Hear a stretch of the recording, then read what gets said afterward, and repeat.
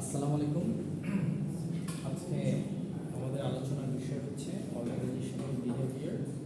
আমরা যে টপিকটা পড়তে চেষ্টা করব সেটা হচ্ছে অ্যারাইজিং অফ স্ট্রেস। স্ট্রেস বা চাপ কীভাবে অ্যারাইজ করে, মানুষ কীভাবে চাপগ্রস্ত হয়, কীভাবে চাপ সে ফিল করে, আর স্ট্রেস ম্যানেজমেন্ট। স্ট্রেস কীভাবে ম্যানেজ করা যায়। হিউম্যান রিসোর্স ম্যানেজমেন্টের গোত্রভুক্ত এই সাবজেক্ট অর্গানাইজেশনাল বিহেভিয়ার। এই অর্গানাইজেশন বিহেভিয়ারের সাথে সোশ্যাল সায়েন্সের অনেক সাবজেক্ট আছে না, anthropology, economics, public administration, political science, history. এই সমস্ত সাবজেক্টগুলোর মধ্যে সবচেয়ে কাছে হচ্ছে সাইকোলজি। সোশ্যাল সায়েন্সের এই সাইকোলজি সাবজেক্টের সাথে ওবি বা অর্গানাইজেশনাল বিহেভিয়ারের অনেক মিল। কারণ মানুষের সাইকোলজি অ্যানালাইসিস করে ওবি অনেক থিওরি, অনেক থট, অনেক চিন্তা চেতনা শুরু করেছিল। এই জন্য সাবজেক্টের সাথে স্ট্রেস, কনফ্লিক্ট, মানুষের হিউম্যান ইন্টারেস্ট এগুলো ওতপ্রোতভাবে জড়িত। তো ওইভাবেই ওই কানেকশন থেকে আমরা আজকে দেখব যে স্ট্রেস কীভাবে অ্যারাইজ করে, স্ট্রেস কীভাবে আসে, এবং স্ট্রেস ম্যানেজমেন্ট, স্ট্রেসটা আমরা কীভাবে ম্যানেজ করতে পারি। আচ্ছা, তো আমরা স্ট্রেস কীভাবে অ্যারাইজ করে এটা প্রথমে জানার আগে স্ট্রেসের সংজ্ঞাটা জানি। হ্যাঁ, যে স্ট্রেসের সংজ্ঞাটা কি, স্ট্রেস কাকে বলে। স্ট্রেস হচ্ছে যখন আপনি আপনার ইন্টারনাল কোনো চাপের কারণে এক্সটার্নাল একটা আউটপুট জেনারেট করছেন। এখন আপনার এক্সটার্নাল আউটপুট হচ্ছে আপনার ফেশিয়াল এক্সপ্রেশন, আপনার কাজকর্ম। একটা স্ট্রেসে পড়লে আপনি কি অ্যাটিটিউড করেন, আপনার পারসেপশন চেঞ্জ হয়ে যাচ্ছে কিনা, স্ট্রেসে পড়ে আপনার ওয়ার্ক অ্যাক্টিভিটি কেমন, স্ট্রেসে পড়ে আপনাকে দেখে কীরকম মনে হচ্ছে। এই সব কিছু একটা ইন্টারনাল ঘটনার কারণে আপনার এক্সটার্নাল সারা আপনার একটা চেঞ্জ আসছে বিহেভিয়ারে। সুতরাং স্ট্রেস হচ্ছে এমন একটা কিছু যেটা মানুষের ইন্টারনাল এফেক্টের কারণে এক্সটার্নাল রিয়াকশনের মাধ্যমে মানুষ পায়। আপনাদেরকে যে বইটা আমি পোর্টালে দিয়ে রেখেছি ওখানে স্ট্রেসের সংজ্ঞা দেখবেন, সেখানে বলা আছে ইন্টারনাল একটা এফেক্টের কারণে এক্সটার্নাল কোনো রিয়াকশনকে স্ট্রেস করে। তো নর্মালি আপনি ভিতরে যখন কিছু ফিল করছেন সেটা যখন বাইরে আসছে আমরা বুঝতে পারছি, কিন্তু ভিতরে এই ফিলটাই হচ্ছে অ্যাকচুয়ালি স্ট্রেস। মানুষ যদি এখন স্ট্রেসের পরে হিউম্যান স্ট্রেস, তাই না? এবং যে কোনো প্রাণী, সে যদি বনের বাঘ হয় সেও কিন্তু সাময়িক সময়ে স্ট্রেসে থাকতে পারে, তাই না? একটা বাঘকে হঠাৎ ধরতে গেলে সে অনেক দৌড়াদৌড়ি ছুটাছুটি করবে না? খেয়াল করে দেখবেন, একটা পাখিকেও যদি আপনি ধরতে যান সে ছুটাছুটি করবে। স্ট্রেস প্রতিটা প্রাণীর ক্ষেত্রে থাকবে। আমরা হিউম্যান স্ট্রেস অ্যানালাইসিস করি কারণ হিউম্যান সাইকোলজি নিয়েই হচ্ছে অর্গানাইজেশন বিহেভিয়ার প্র্যাকটিস, যেহেতু অর্গানাইজেশনে শুধুমাত্র মানুষ কাজ করে। তো আমরা স্ট্রেসের সংজ্ঞাটা জানতে পারলাম, বুঝতে পারলাম। এই পয়েন্টে একটু পরে করবো, কিন্তু প্রথমে পারসেপশন অ্যাবাউট স্ট্রেস নিয়ে একটু আলোচনা করি। পারসেপশন তো একটা অর্গানাইজেশনের, ফর এক্সাম্পল আপনি যেদিন প্রথম জয়েন করলেন সেদিনই কিছু না কিছু স্ট্রেস কিন্তু আপনার মধ্যে ঢুকে যাবে। অর্গানাইজেশনটা কেমন, মানুষজন কেমন হয় না হয়, ওখানে আপনি যাচ্ছেন, অর্গানাইজেশন ঠিকমতো স্যালারি দেয় কিনা, অর্গানাইজেশনের পলিটিক্স লেভেলটা কেমন, এমপ্লয়ি বা কলিগদেরকে সহমর্মিতা সম্পন্ন পাচ্ছেন কিনা, বসটা ভালো করবে কিনা, এরকম কিছু সাধারণ প্রশ্ন মনের কিনারে উঁকি দেয় না? একটা স্ট্রেস নিয়ে তখন মানুষের তৈরি হয়ে যায়।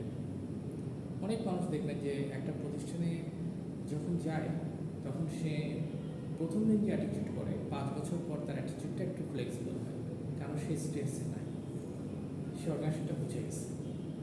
আমার আরেকটা জিনিস খেয়াল করে দেখলাম, সেদিন একটা জায়গায় ক্লাস নিচ্ছিলাম, পাশের ক্লাসটায় আর একটা ক্লাস হচ্ছিল। বৃষ্টির কারণে আমার ক্লাসের স্টুডেন্টগুলো আসে নাই, আর পাশে এমনি স্টুডেন্ট সংখ্যা কম, তারপর আসে নাই। কিন্তু পাশে দেখলাম যে বেশ কিছু স্টুডেন্ট এসে বসছে, কারণ তারা তাদের ক্লাস টাইমের মধ্যে স্ট্রংলি ধরতেছে। সে হয়তো কোনো অনলাইন ব্যাচের অংশ নয়, সুতরাং অ্যাটেন্ডেন্স পেলে সে কিছুটা গ্রেড ভালো পাবে চিন্তা আছে। সে হয়তো ফার্স্ট সেমিস্টারে, সে এখনও ফাঁকিবাজিটা ওইভাবে শিখে নাই, এই জন্য টিচার যখন যেভাবে তাকে চালিত করতে চাচ্ছে সে আসছে। তা আপনি জানেন স্টুডেন্টগুলো এখন অর্গানাইজেশনকে ওভাবে চিনে নাই দেখে সে অনেক ক্ষেত্রে অনেক সুন্দর রিয়াকশনটা দিচ্ছে। সে যেই অর্গানাইজেশনে যাক, অর্গানাইজেশনের ইয়েতে সে দেখবেন পরবর্তীতে চেঞ্জ হবে, সে ওভাবে সারা দেবে। প্রতিটা ব্যাচে, সেটা বুয়েট হোক, ঢাকা ভার্সিটি হোক, আপনি দেখবেন যে কিছু না কিছু স্টুডেন্ট শুরুর দিকে যেভাবে অ্যাক্টিভ থাকে, পরবর্তীতে সে তারও অ্যাক্টিভিটির বাইরে চলে যায়। আপনার মধ্যে যে স্ট্রেসটা এখন আছে, এটা একদিক দিয়ে ভালো স্ট্রেস, কারণ এই স্ট্রেসটা আছে দেখে আপনি নিয়মিত ক্লাস করেন, যেটা ফার্স্ট সেমিস্টার স্টুডেন্টদের মধ্যে আছে। আর যারা মনে করেন আমি এমনি আসলেই পরীক্ষা দিয়ে পাশ করবো, আমার তো ভালো গ্রেডের দরকার নেই, অ্যাটেন্ডেন্সের দরকার নেই, সে কিন্তু এই স্ট্রেসটাকে ফিল করবে না। একটা টিচারও স্ট্রেস থাকতে পারে, সে আগে এক জায়গায় পড়াতো, এখন নতুন এনভায়রনমেন্টে আসছে, কলিগ কেমন, স্টুডেন্ট কেমন পাচ্ছে, তাই না? স্টুডেন্টের রিয়াকশন তার প্রতি কেমন, সে নতুন ক্যারিয়ারে আজকে তার ফার্স্ট ক্লাস শিক্ষকতা জীবন শুরু, সে কিছুটা স্ট্রেস থাকতে পারে না? যারা বিজনেসম্যান নতুন একটা প্রোডাক্ট লঞ্চ করতে চায়, সে একটা স্ট্রেসে থাকে না, আমার প্রোডাক্টটা মার্কেটে চলবে কি চলবে না। জানেন, যারা হোম মেকার, হাউসওয়াইফ, ঘরে ফর দ্য ফার্স্ট টাইম সে তার লাইফে একটা কেক বানাচ্ছে, কেকটা ইনগ্রেডিয়েন্ট কম হয়ে গেল, হাজব্যান্ড এবং তার পরিবারকে মাইন্ড করবে যে এখানে চিনি কম নাকি, হতে পারে না? তো স্ট্রেস কার নাই? স্ট্রেস সবার আছে।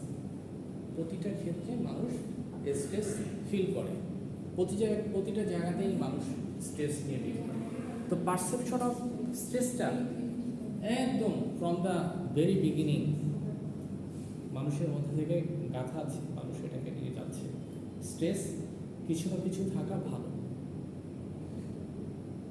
এতে কনসেন্ট্রেশন ঠিক থাকে। আপনি যদি এক্সামের স্ট্রেস নিয়ে ডোন্ট কেয়ার হন, আপনি পড়তে চাইবেন না।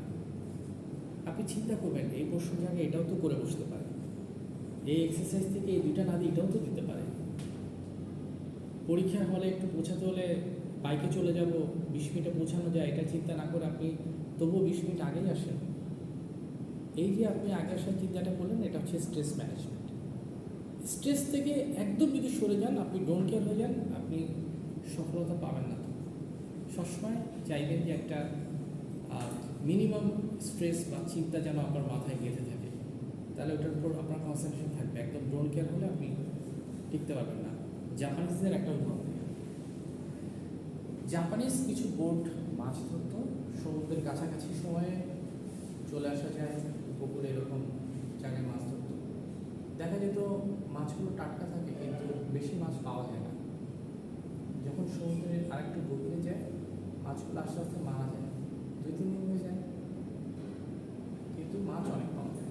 টাটকা মাছ দিনে এনে ভিড়ালে ভালো বিক্রি হয়, ভালো দাম হয়। ওদের ওরকম ফ্রিজিং সিস্টেম নাই, 2-3 দিন কষ্ট হয় তাদের। আর কিছু বোট আছে যাদের ফ্রিজিং সিস্টেম আছে, তাও ওরকম সাপোর্ট দিতে পারে না, অভাবী জেলে ওইভাবে ফ্রিজিং সিস্টেমটাকে মেনটেন করতে পারে না, কিন্তু বেশি মাছ আহরণ করতে চায়, আর একটু গভীরে যেতে চায় সমুদ্রে, কিন্তু 5-6-7 দিনের দূরত্ব হয়ে যায়। তখন জাপানিজ গল্পের উপকথা বা গল্পের ইয়েতে আছে যে জাপানিজ একটা ট্রলার এক সময় একটা ছোটোখাটো হাঙরকে, এই যে ট্রলার যেখানে মাছ ধরে রাখতেছে জ্যান্ত মাছগুলো, ছোটোখাটো একটা হাঙরকে বা হাঙরের বাচ্চাকে ওই ট্রলারে মাছেদের সাথে রেখে দিচ্ছে। সব সময় হাঙরটা মুভ করে, সে যতক্ষণ জেগে থাকে মাছগুলো মুভ করে, মাছগুলো ঝিমিয়ে পড়ে না, মরে যায় না, তাদেরকে সবসময় একটা এর মধ্যে রেখে দেয়, এই জন্য মাছগুলো থাকে চাঙা।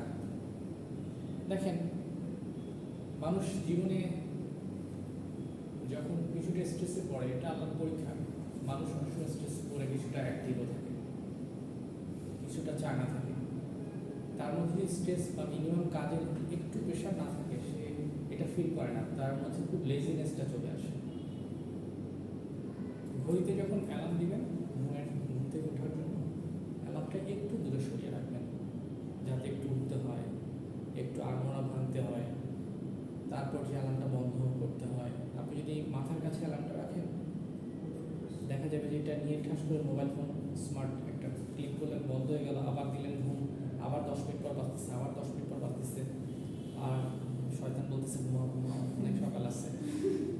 কারণ মানুষের সাইকোলজি স্ট্রেস একটা মিনিমাম গ্যাপ যদি তৈরি করতে পারেন, আপনি তখন উঠতে পারবেন ঘুম থেকে। এটা যে উঠে বন্ধ করতে হবে অ্যালার্মটা, এই স্ট্রেসটুকু অন্তত কাজে লাগছে, তাই না? তো কিছুটা স্ট্রেস থাকা ভালো, আমি যদি বলি যে 10টা ক্লাস 10:30টায় গেলে হবে, নো, আমাকে 10টা ক্লাস 10টাতেই থাকতে হবে। প্রয়োজনে আমি ক্লাস স্টুডেন্টদের সাথে কিছুক্ষণ গল্প করবো, আরও কিছু স্টুডেন্ট এসে উপনীত হবে, সবাইকে নিয়ে একসাথে ভিডিও টিডিও দিয়ে পড়াবো। কিন্তু আমি 10টা ক্লাস 10:30টায় আসবো, এটা তো ঠিক না। আমি 10টা ক্লাস 10টাতেই আসবো, স্টুডেন্ট থাকুক বা না থাকুক।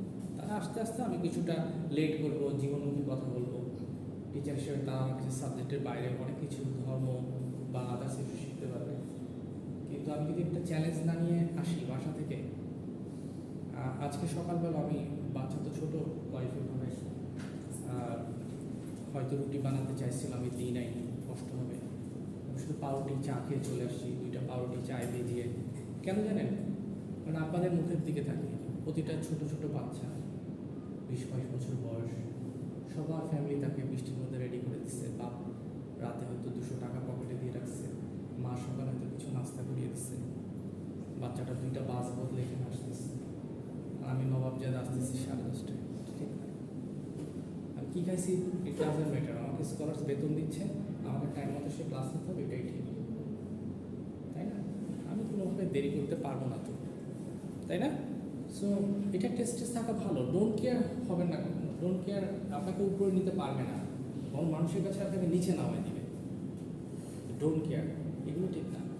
অন টাইম সব কিছু অন টাইমে করবেন, কিছু টেস্টেস রাখেন নিজে, তার একটা দায়িত্ব কাজ করতে হবে, 10টার মধ্যে ঢুকতে হবে, ওকে, 10টার মধ্যে রেডি থাকতে হবে।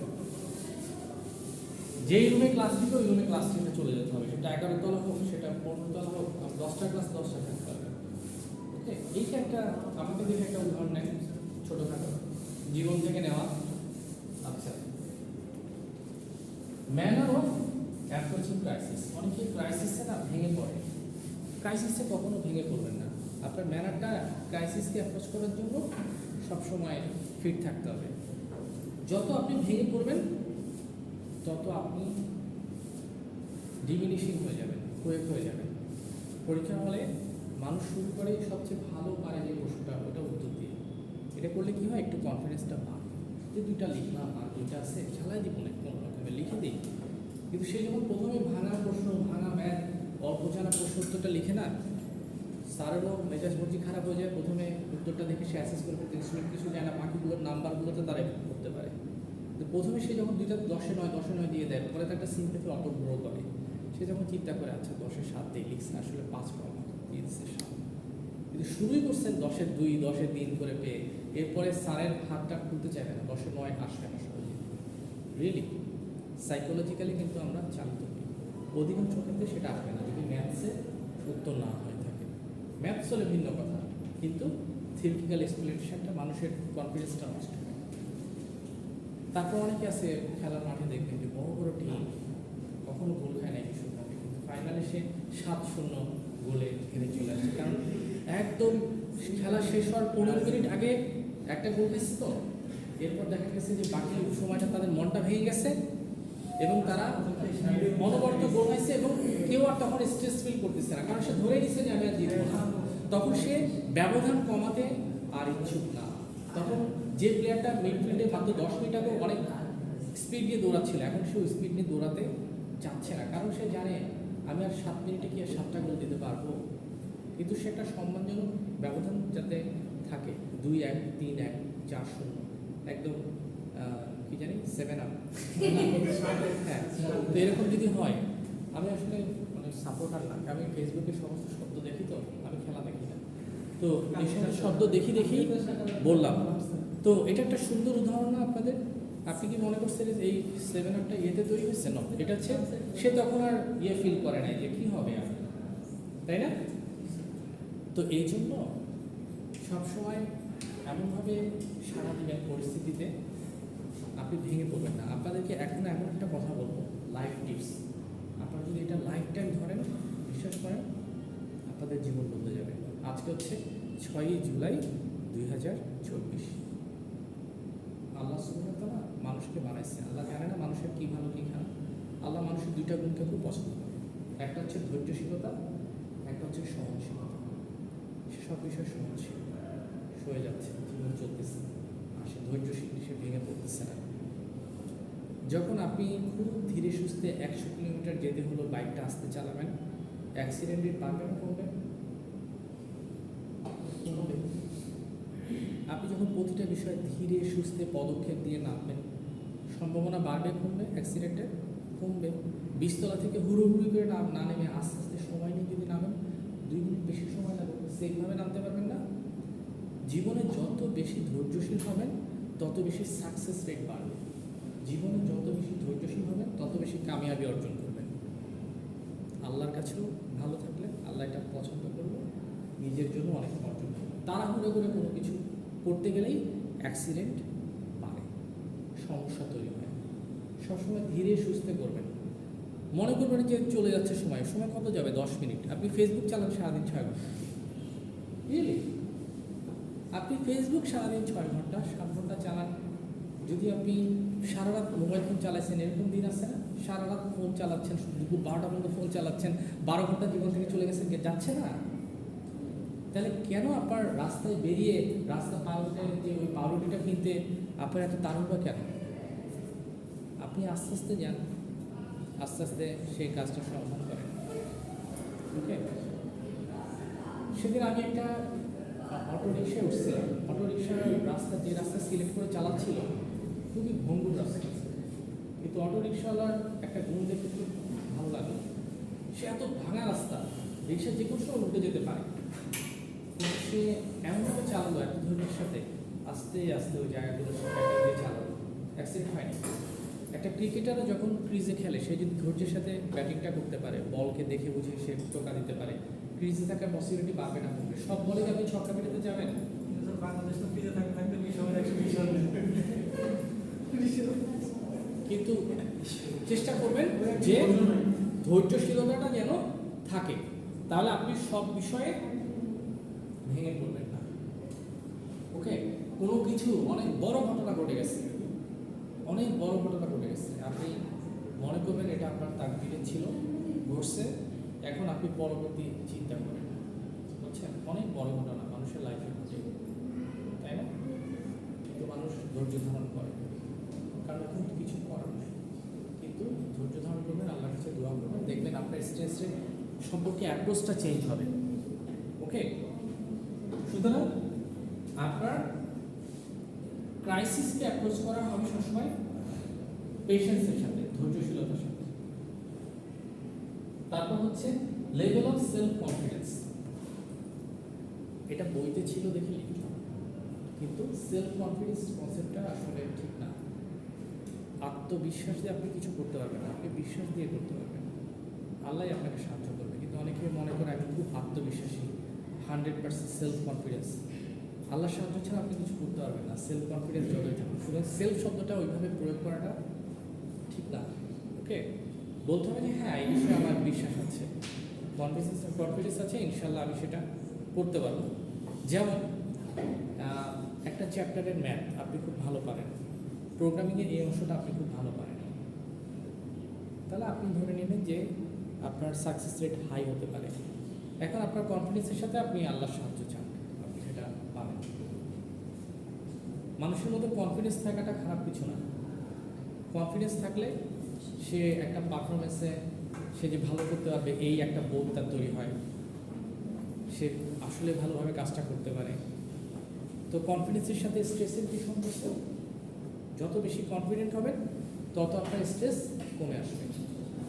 অনেকে দেখবেন যে 2-3 চ্যাপ্টার বাদ দিয়ে পরীক্ষায় বসছে, সে চিন্তা করতেছে যদি এটা চলে আসে আমি আনসার করতে পারবো না, তাহলে তার স্ট্রেস তৈরি হলো। আর যে সব চ্যাপ্টার পড়ে এসছে তার জন্য স্ট্রেসটা কম্পারেটিভলি অনেক কম, তাই না? মানুষ যখন কোনো একটা কিছুতে কনফিডেন্স হারিয়ে ফেলে তখন তার স্ট্রেসটা ডেভেলপ করে, স্ট্রেসটা বেড়ে যায়। কনফিডেন্স যত বেশি, স্ট্রেস তত কি কম, আর কনফিডেন্স যত কম, স্ট্রেস তত বেশি। এই জন্য কনফিডেন্স নিজের মধ্যে থাকা ভালো, অতিমাত্রায় না থাকা ভালো, কিন্তু এটা দিয়ে স্ট্রেসকে আপনি মিনিমাইজ করে নিয়ে আসতে পারবেন, আপনার টেনশন কাজ করবে না। তো আমি একটা ছোট্ট উদাহরণ দিই, মাঝে মাঝে আমি আমার ছোটো ভাইয়ের উদাহরণ দিই। এটা আসলে ব্যক্তিক প্রচার না, আসলে ওকে আমার এতটাই ভালো লাগে, বা ও আসলে তাই এই জন্যই বলি। লাকিলি সে আমার ঘরের ছোটো ভাই দেখে তার উদাহরণটাই দিই, এর চেয়ে বেস্ট উদাহরণ খুব একটা খুঁজে পাই না। চোখে দেখা না যায়। আমার ছোট ভাই সে 2-3 মাস মনে হয় ঘরের ভিতরেই ছিল, প্রয়োজনীয় কাজ ছাড়া সে বাইরে যায়নি। তার বুয়েটের অ্যাডমিশন টেস্টের সে প্রিপারেশন নিচ্ছে, একটা রুমে বসে সারাদিন পড়তো। তো আমরা 2 ভাই এক রুমেই থাকতাম, কিন্তু আলাদা রুম ছিল না, মধ্যবিত্ত পরিবার। তো একটা মানুষের কষ্টের পিছনে অনেক ইয়ে থাকে। একটা রুমে একটা 2টা ভাই, জীবনে কোনো একটা পর্যায়ে একটা ভাই বুয়েটে পড়ছে, একটা ভাই আইবিএতে পড়ছে। তাদের মেধার জন্য তাদের ফ্যামিলি কন্ট্রিবিউশন, বাবা মা করছে অনেক বড় একটা ফ্যাক্টর। আজকে যে যার মতো কাজ করতেছে, কাজ করে চলতেছে, খাচ্ছে যাচ্ছে, কিন্তু একটা সময় অনেক কষ্ট করছে না, যারা যেখান থেকে আসুক, প্ল্যাটফর্ম থেকে আসুক।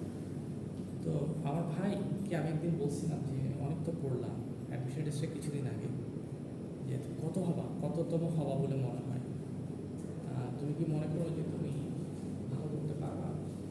সে আমাকে বলছিল যে আমি প্রথম 3 জনের মধ্যে থাকবো বুয়েটের অ্যাডমিশন টেস্টে। একদম চোখে দেখা, ভালো উদাহরণ আপনাকে কোত্থেকে দিব, যেহেতু এটা একদম চাক্ষুষ দেখা। দেখেন সে ফার্স্ট চয়েস পাইছিল, সে ফার্স্ট হয় নাই, 111তম হয়েছিল।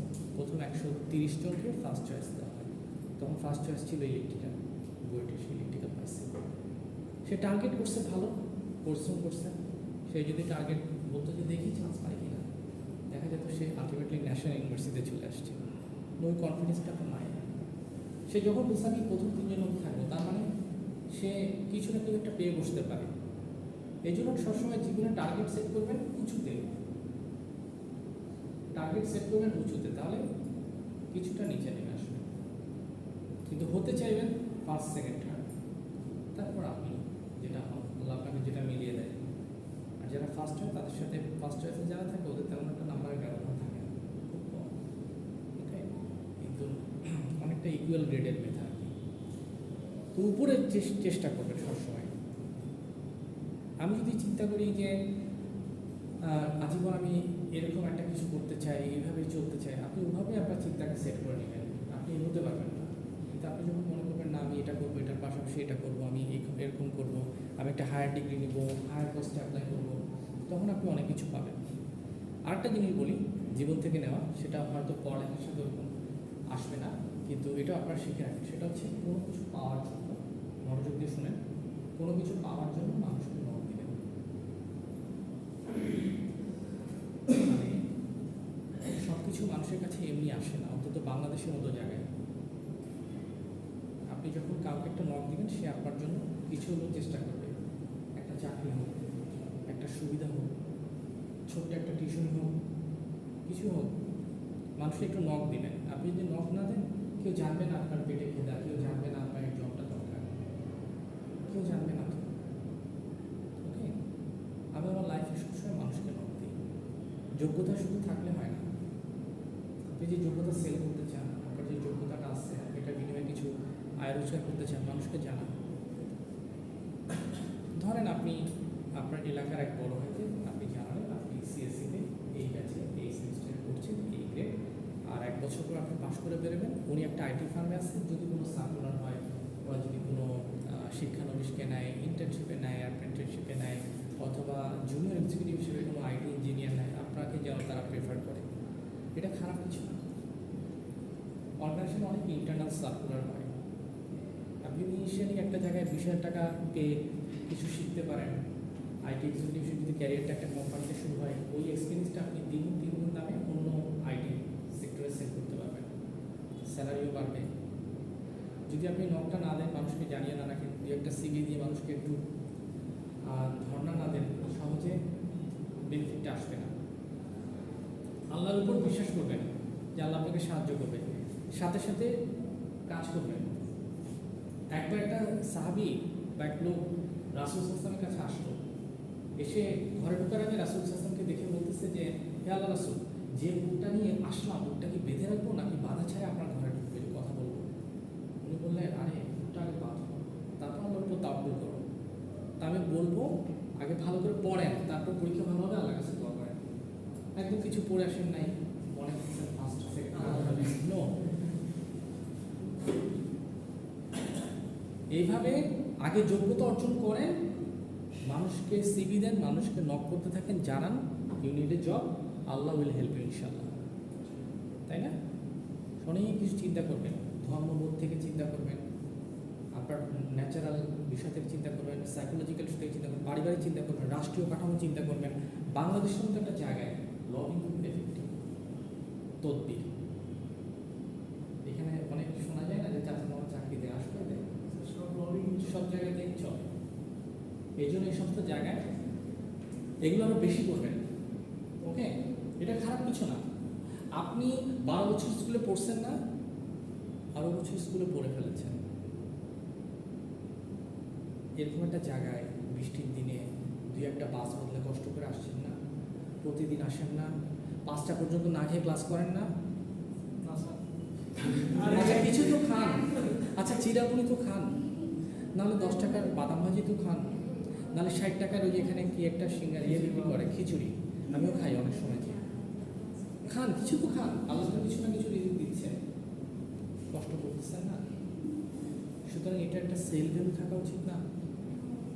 রাষ্ট্র আপনাকে কিছু দেওয়া উচিত না?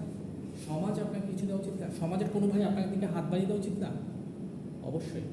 সুতরাং নট এভরিওয়্যার, এটা পড়ার সাথে প্রাসঙ্গিক না, কিন্তু আপনি বিশ্বাস করেন আপনি অভাবে থাকবেন, 2 বছর বেকার থাকবেন, আপনার কনফিডেন্স কমে যাবে, স্ট্রেস বাড়বে।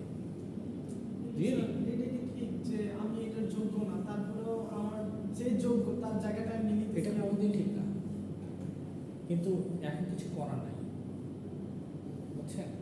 কারণ সব জায়গায় এই লবি। কারণ আপনি চাইলে রাষ্ট্র ব্যবস্থা চেঞ্জ করতে পারবেন না, সামাজিক ব্যবস্থাপনা চেঞ্জ করতে পারবেন না। 10 জন আবেদন করছে, 10টা ছেলে পরীক্ষা ফার্স্ট হয়েছে, এগুলোকে অনেক সময় ইয়ে করে দিয়ে পিছন থেকে লোককে টেনে নেওয়া হচ্ছে, এরকম হয় না? অনেক জায়গায় হলে হয়, কিন্তু আপনি এখন যদি ওটা তো শোনেন, খুব ভালো খুব ভালো টপ জায়গায় চলে যেতে হলে 2টা পাওয়া লাগে, যে কোনো জায়গায়, যে কোনো সেক্টরে। হয় খুব মেধা, আমার ছোট ভাইয়ের মতো যে আমেরিকায় পিএইচডি করে ওখানে চাকরি করতেছে, বাপের টাকা পয়সা নাই, উঠে গেছে শুধু মেধার উপরে, বোর্ডে পরীক্ষা দিচ্ছে চান্স পেয়ে যাচ্ছে, বৃত্তি দিচ্ছে চান্স পেয়ে যাচ্ছে, এখানে অ্যাপ্লাই করছে স্কলারশিপ এসে হাতি পেয়ে যাচ্ছে, এমবিসি থেকে ফোন করছে আসো। খুব হাই মেধা, যেখানে কোথাও আপনার বাউন্ডারি আটকাবে না, আপনি মেধা দিয়ে সব বুলডোজের মতো ইয়ে করে দিয়ে চলে যেতে পারবেন। এটা আদারওয়াইজ এটা থাকতে হবে। আপনি অক্সফোর্ড, কেমব্রিজ এগুলো সব প্রাইভেট ইউনিভার্সিটি, আপনি এগুলো তো করতে পারবেন। টাকা থাকে, ডোনেশন দিতে পারেন, আপনি নর্থ সাউথে করতে পারবেন। টাকা থাকলে ইউনিভার্সিটি বানান, সবাইকে ভর্তি করেন সিএসসিতে, পারবেন। বললাম মানে খুব বেশি মানুষ করতে পারবে, হয় এটার জোর থাকতে হবে, নাহলে এটার জোর থাকতে হবে। তবে এটার জোর অনেক সাংঘাতিক জোর, ক্যাপিটাল আপার ব্রেন অনেক সাংঘাতিক, এটা সবার থাকে না গরিব দেশে। উঠতে হলে এটা দিয়ে উঠতে হবে, বুঝতে পারছেন? নিজেকে চেঞ্জ করেন আজকে থেকে, আপনার এক্সপার্টাইজ এরিয়া খুঁজে বের করেন, ওটার পিছনে লেগে থাকেন, সারাক্ষণ করতে থাকেন, কোনো ইয়ে নেই। এক্সপিরিয়েন্স, সব কিছু থেকে এক্সপিরিয়েন্স নেন। এক্সপিরিয়েন্স এমন একটা জিনিস যেটা আপনার স্ট্রেসটাকে কমাবে, এমন একটা বিষয় যেটা আপনার স্ট্রেসটাকে কমাবে। যত বেশি এক্সপিরিয়েন্স হবেন ওই বিষয়ে স্ট্রেসটা তত বেশি কমে আসবে, ভয় কাজ করবে না।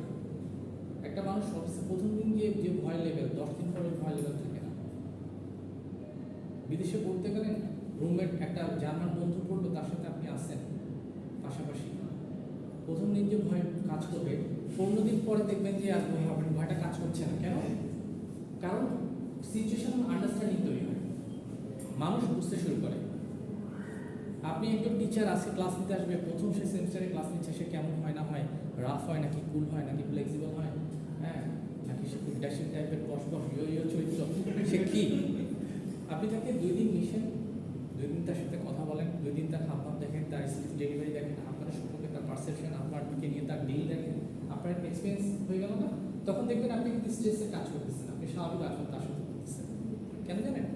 যত বেশি মানুষ এক্সপিরিয়েন্স হয় তত স্ট্রেসটা কমে আসে। এই জন্য এক্সপিরিয়েন্স হওয়ার চেষ্টা করবেন, দেখবেন যে স্ট্রেসটা কমে যাবে। আপনার জন্য সিএসসি আপনাদের একটা বড় অ্যাডভান্টেজ কি, আপনাদের অনেক টেকনিক্যাল সাইডে ফ্রিল্যান্সিং আউটসোর্সিংয়ের অপরচুনিটি আছে। আপনারা সাধারণ কোডিং বুঝেন, সাধারণ একটা এসকিউএল বুঝেন, সি প্লাস প্লাস বুঝেন, জাভা বুঝেন, পাইথন বুঝেন, যেটা অন্য গ্রুপের একটা ছেলে মেয়ে বাংলা থেকে পাশ করে আসছে, দিনাজপুরের কলেজ থেকে সে পাশ করছে ইসলামিক হিস্ট্রিতে, সে এটা সহজে বুঝবে না। যে ইংলিশ থেকে পাশ করছে সেই বাংলাদেশে ঠিকমতো ইংরেজি লিখতে পারতেছে না, অ্যাপ্লিকেশন লিখতে পারতেছে না, মেধার এটা খুব কম, যোগ্য মানুষ খুব কম।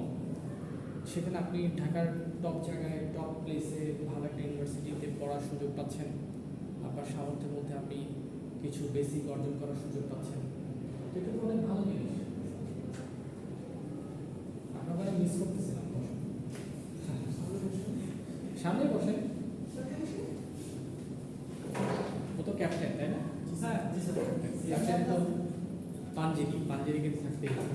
আচ্ছা, তো যত বেশি জানেন এই নিয়ে সিএসসিগুলো ইস্যুগুলো নিয়ে, এগুলো আপনারা জানেন, আপনাদের কিন্তু আউটসোর্সিং বা অন্যান্য কাজগুলো কম্পারেটিভলি অন্য ডিসিপ্লিনের মানুষের চেয়ে সোজা।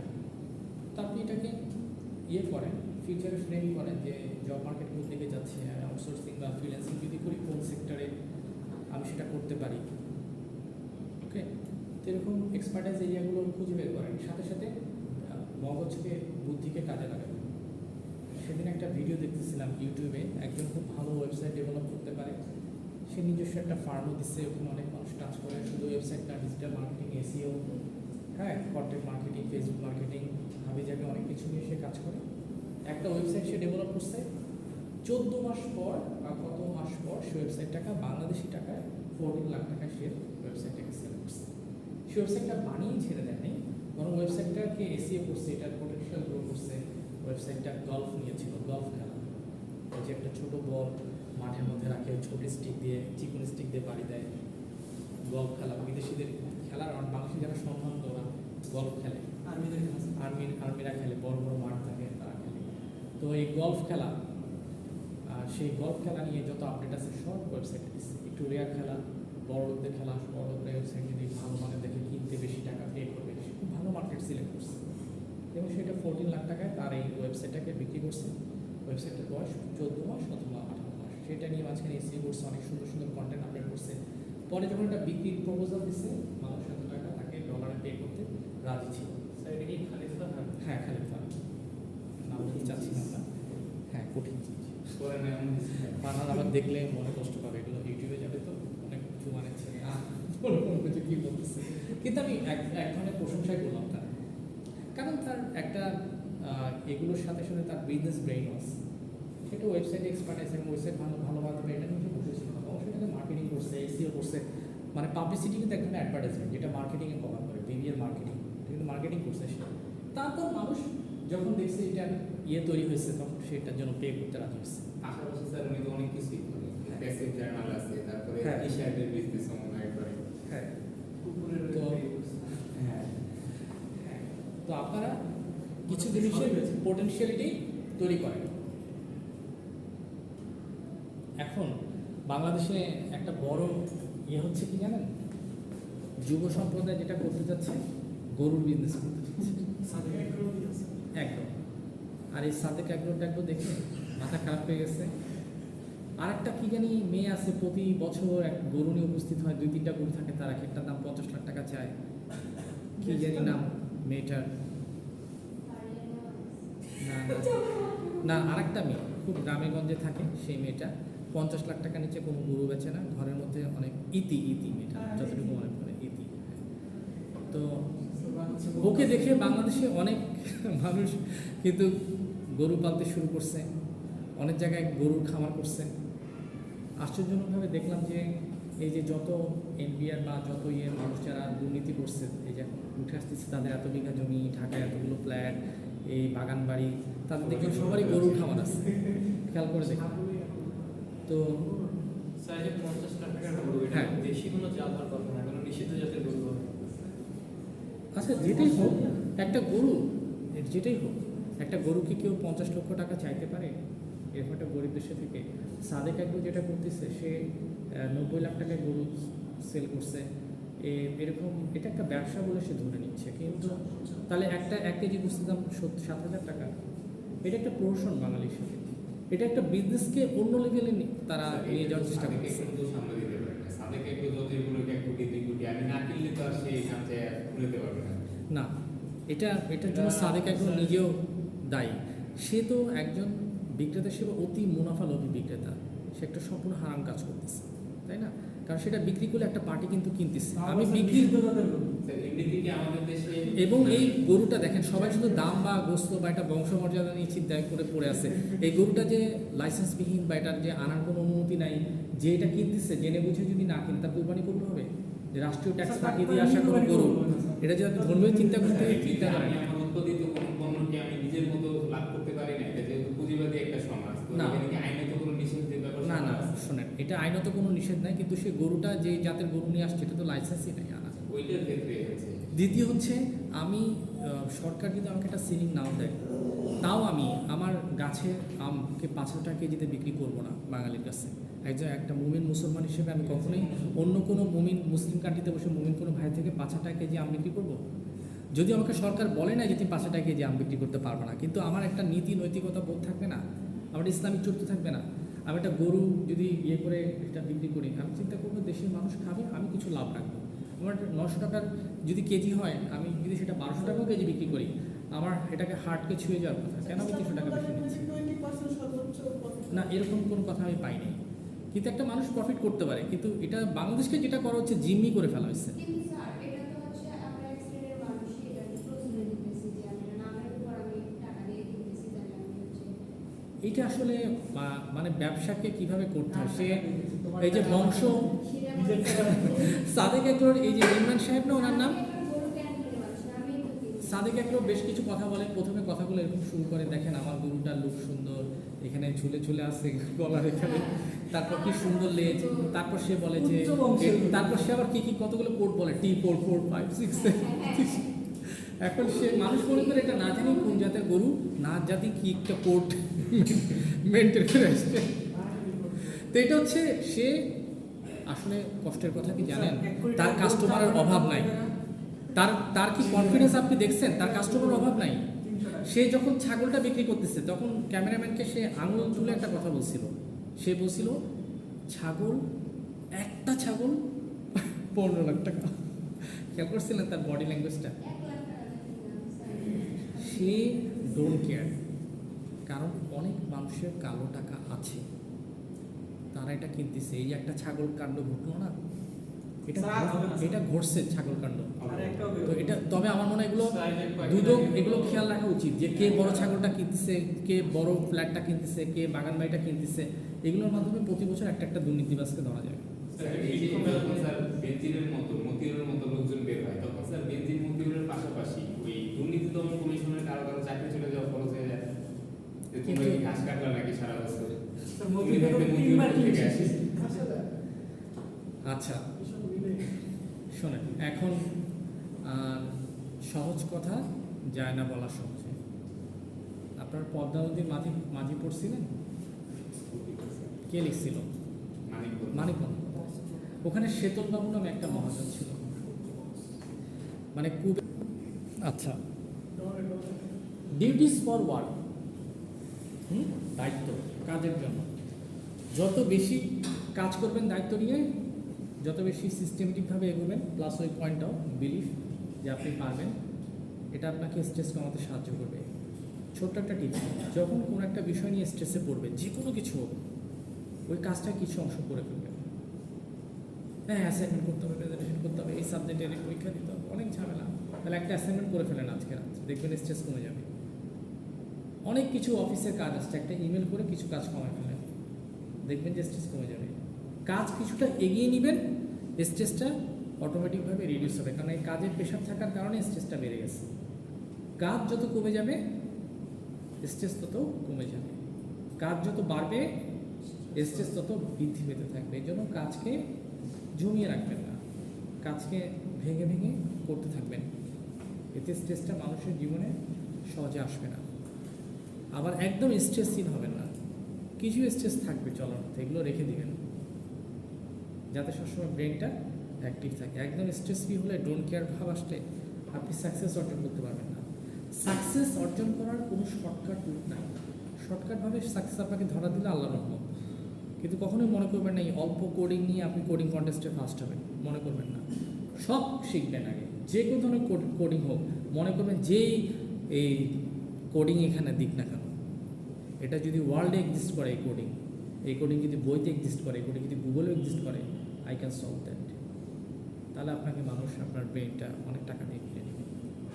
একটা মানুষ এইভাবে একটা মানুষকে তৈরি করতে হয় যাতে সে ওই লেভেলে যেতে পারে।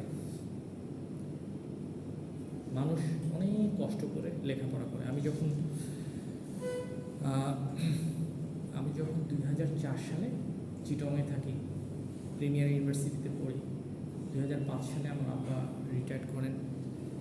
কিছু সমস্যা ছিল, ওনার পেনশন ফাইল উনি অনেক বছর ওনার পেনশনের ফাইল উনি ছাড়াতে পারেন নাই, অনেক কষ্ট করছেন, ওরকম সঞ্চয় ছিল না, অনেক পারিবারিক প্রয়োজনে আমরা খরচ করতাম না, বলতামও না যে এটা প্রয়োজন।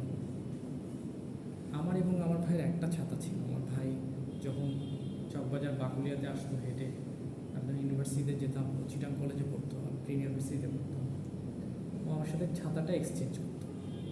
ওই পয়েন্টে এসে মোবাইল ফোন ছিল না, আমার ভাই কখন আসবে ও টাইম মেনটেন করে আসতো, যে ওই পয়েন্টে আমার বড় ভাই দাঁড়ানো থাকবে, আমি চিন্তা করতাম আমার ভাইটা এখন দাঁড়ানো থাকবে, এসে ছাতাটা এক্সচেঞ্জ করতাম বৃষ্টির সময়। ফ্যামিলিতে কখনো ওইরকম প্রয়োজনের কথা বলতাম না, যদি একটা সিম্পল থিং। রিক্সায় উঠতাম না, হাঁটতাম, মাইলের পর মাইলে হাঁটতাম, অনেক কষ্ট করতাম। আজকে একটা ছাতা আমার কাছে কিছু না। আমার ভাই আপনার সে স্যালারি পায় $15,000 বছরে, তার মানে তার 12-13 লাখ টাকা প্রতি মাসের স্যালারি। একটা ছাতা তার কাছে কিছু না, সেটা কিনতে পারবে। সে হচ্ছে রিক্রুটমেন্ট লিড, তার মানে সে যদি বলে যে ওকে আমি চাকরি দিতে চাচ্ছি, একটা সিগনেচার দিবে, চাকরিটা তার হবে। Lead engineer and recruitment lead. Say independently substation চালাতে পারে, সক্ষম। তো আমি যেটা বলতে চাচ্ছি, মানুষ সবসময় অনেক কষ্ট করে, কিন্তু আপনি জানেন আপনি যদি ভালো করে পড়েন, আপনার যদি মেধাটা আপনি ঠিক করে ঝালাই করতে পারেন, আপনি অনেক উপরে চলে যাবেন। এখনও সময় আছে, আপনাদের বয়স হচ্ছে মাত্র 20-22 বছর। সো দিন পড়ে আসছে, কোনো একটা বিষয়ে এক্সপার্টিসটা তৈরি করেন, অনেক ভালো একটা লেভেলে যেতে পারবেন। সুন্দর একটা সময় আপনাদের জন্য আসতেছে, দেশে বা বাইরে। ইউল ফরগেট এভরিথিং। হ্যাঁ, তো দিন বদলের জন্য মানুষকে চেষ্টা করতে হয়, রুটিন ওয়ার্ক করতে হয়, কাজ করে যেতে হয়। মানুষ খুব বেশি দিন বাঁচে না। মানুষের জীবনে একটা অংশ যদি কষ্টে কাটে, একটা অংশ আবার ভালো কাটতে হবে, তাই না? এগিয়ে যেতে হবে, এটাই লাইফ। বিলিভ রাখবেন, প্রতিটা কাজ সবসময় সিস্টেমেটিক ওয়ার্কে করবেন। সিস্টেমেটিক ওয়ার্ক করলে কি হয়, টেনশনটা কমে যায়। অফিসে এসে প্রতিদিন এই যে ফিঙ্গারপ্রিন্ট দিয়ে যাত্রা শুরু করলেন, ডেস্কে বসে ইমেল চেক করলেন যে আপনাকে কে কী ইমেল দিল, তারপর অফিসে রুটিন ওয়ার্ক কিছু করে ফেললেন। যেমন আমার জন্য রুটিন ওয়ার্ক হচ্ছে পরীক্ষা আছে কিনা, পরীক্ষা ডিউটি করা, তারপরে আপনার ক্লাস নেওয়া, তাই না? রুটিন ওয়ার্ক এগুলো করলে মনটা শান্তি থাকে, মানুষের স্ট্রেস কম থাকে। ক্লাস না নিয়ে বসে আছেন বা পরীক্ষার ডিউটিতে না যেয়ে বসে আছেন, দুই জায়গা থেকে ফোন আসতেছে, মুখ কালাকালি হচ্ছে, আপনি বসে আছেন, সময় নষ্ট হচ্ছে, তাই না? ডিউটি ঠিক মতো করছেন না, নেগেটিভলি কালার্ড হচ্ছেন, এগুলো কি ঠিক? এগুলো স্ট্রেস বাড়ায় দেবে আপনার। এই জন্য ডিসিপ্লিন ওয়েতে চলবেন, কন্টিনিউয়াস কাজ করতে থাকবেন, দেখবেন যে স্ট্রেসটা কমে যাবে। আর যখনই কোনো কাজের একটা প্রেশারে পড়ে যাবেন, একটা ইমেল হলেও কাজটা একটু কমাবেন, কিছু সলভ করে দিয়ে হলেও কমিয়ে দেবেন। কাজ ধরে রাখবেন না, কাজ ধরে রাখলে স্ট্রেসটা বাড়তে থাকবে। বুঝতে পারলেন? তো এটাই ছিল আমাদের স্ট্রেস ম্যানেজমেন্ট, কীভাবে স্ট্রেসটাকে হ্যান্ডেল করতে হবে, এটা নিয়ে একটা সাধারণ আলোচনা।